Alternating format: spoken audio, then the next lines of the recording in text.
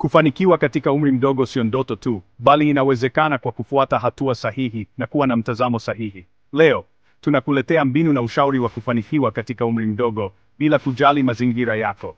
Njia ya kwanza ni kuweka malengo mahususi. Kufanikiwa kunahitaji kujua unakotaka kufika. Weka malengo yako wazi na ya kupimika.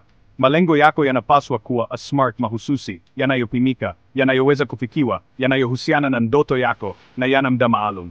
Njia ya pili ni kujifunza kila siku. Elimu sio tu shuleni. Unaweza kujifunza kutoka kwa vitabu, kozi za mtandaoni, na watu wenye uzoefu. Kujifunza kwa kujituma kuna kufanya uwe na ujuzi na maarifa ambayo yanaweza kukufanikisha katika nyanja yoyote unayotaka. Njia ya tatu ni kuanzisha biashara au miradi. Umri mdogo sio kikwazo kwa kuanzisha biashara au miradi inayoweza kukufanya ufanikiwe. Kuanzia na biashara ndogo kama uuzaji wa bidhaa au huduma kwa mtaji mdogo, unaweza kujenga mfumo wa kukufanya uwe mjasiriamali mwenye mafanikio. Njia ya nne ni kujenga mtandao wa watu. Kuwa na marafiki na watu wenye mawazo kama yako kunaweza kukufungua milango ya fursa.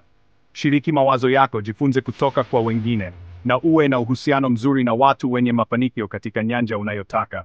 Njia ya tano ni kusimamia muda kwa ufanisi. Muda ni rasilimali muhimu zaidi, na kusimamia muda kwa uangalifu kunaweza kukufanya ufanikiwe haraka.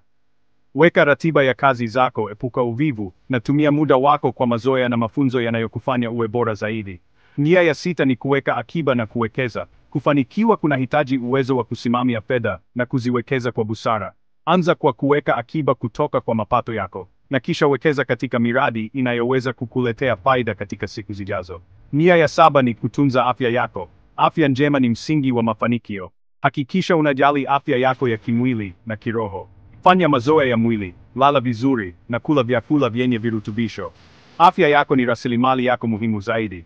Njia ya nane ni kushinda changamoto.